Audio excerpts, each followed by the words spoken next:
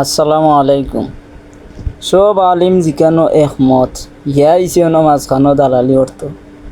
আচ্ছা দেখি এ কিটা হয়। সবাইকে নিয়ে আজকে যে সমালোচনাটা হচ্ছে, উনি নবীকে সাংবাদিক বলেছেন, এটা কি অন্যায় হয়ে গেছে? এটা অপ্রয়োজনীয় সমালোচনা। তাকে আপনি সাংবাদিক বলেন, এই বক্তা জাতির সঙ্গে নিঃসন্দেহে নিঃশব্দতা ভিক্ষা দেওয়া উচিত। এই সমস্ত বক্তারা কি স্টেজে ওঠার আগে গাঁজা খায় না তারি খায় নাকি মদ খায়, আমার বুঝে আসে না। ঠিক আছে বলেন। ওখন দেখতাম হইব আলী হাসান উসামা উজুরে কিতা কই। আমার শুধুমাত্র বললেন যে নবী মানে হলো সংবাদ বাহক। কত সত্য! নবী অর্থ হলো সংবাদ বাহক। নবী মানেই হলো যিনি আল্লাহর থেকে সংবাদ নেন, আল্লাহর বান্দাকে সংবাদ দেন। এজন্যই নবীরা আল্লাহ তাআলা তাদেরকে গায়েবের বিভিন্ন বিষয়ে অবগত করেন, যাতে তারা মানুষকে জানাতে পারেন। তিনি যে প্রসঙ্গে বলছেন কথাটা শুধু খেয়াল করেন, নবী মানে সংবাদ বাহক। সুতরাং এই অর্থে বলা যায় নবীরাও সাংবাদিক। সাংবাদিকরা তো আল্লাহর থেকে সংবাদ নেয়, তাই না?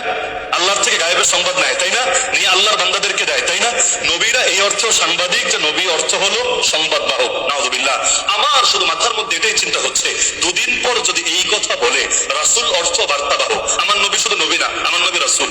আমার নবী রাসূল না, মুহাম্মাদুর রাসূলুল্লাহ বলি না? কালেমাই তো এটা, লা ইলাহা ইল্লাল্লাহ মুহাম্মাদুর, নাকি মুহাম্মাদুর নবিয়ুল্লাহ। আমার নবী তো তিনি শুধু নবী না, তিনি রাসূলও। রাসূল অর্থ কি?